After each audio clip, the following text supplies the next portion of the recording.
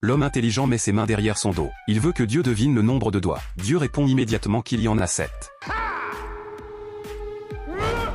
L'homme est complètement abasourdi. Il y a en fait 7 doigts. Ensuite, Dieu lui dit que lorsqu'il quittera cette pièce, il aura les pouvoirs de Dieu. Effrayé, Bruce court immédiatement vers sa voiture. Mais la voiture ne démarre pas pendant longtemps.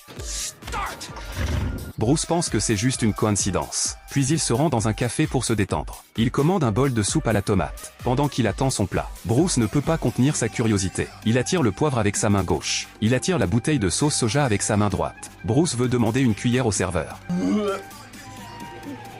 Un vieil homme à côté est surpris. Il essaie de contrôler la soupe à la tomate avec ses pouvoirs. Soudain, un vent violent se lève dans le café. La soupe à la tomate se divise miraculeusement en deux. Bruce comprend enfin qu'il a des super pouvoirs. À la sortie, il pointe ses mains. Le poteau de pompier s'ouvre instantanément. Sur le chemin, il rencontre un groupe de voyous. Bruce s'approche et leur dit que s'ils s'excusent, il ne les frappera pas. Les voyous éclatent de rire. Ils disent qu'ils s'excuseront, à moins qu'un singe ne sorte de leur derrière. Contre toute attente, Bruce aide à réaliser leurs souhaits.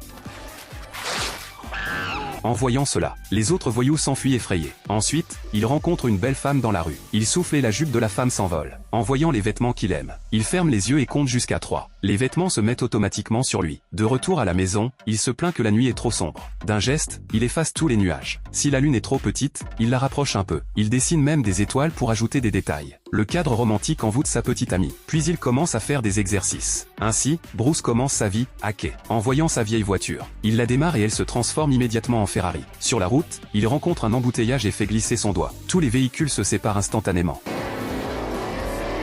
Arrivé au travail, il regarde ses collègues qui lui ont tout volé. Et la seconde suivante, Bruce les taquine. Il contrôle le téléprompteur et fait embarrasser ses collègues. Mais Bruce n'est toujours pas satisfait. Il fait en sorte que ses collègues pètent en direct.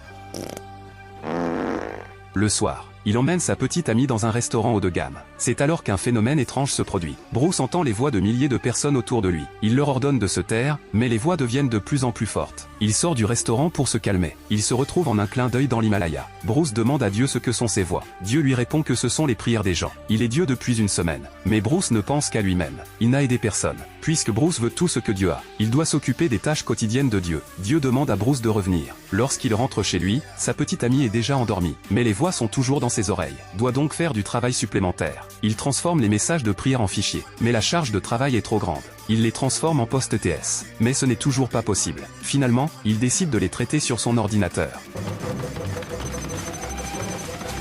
Mais il y a tellement de personnes qui prient que Bruce ne peut pas répondre à tout. Il décide donc de mettre une réponse automatique.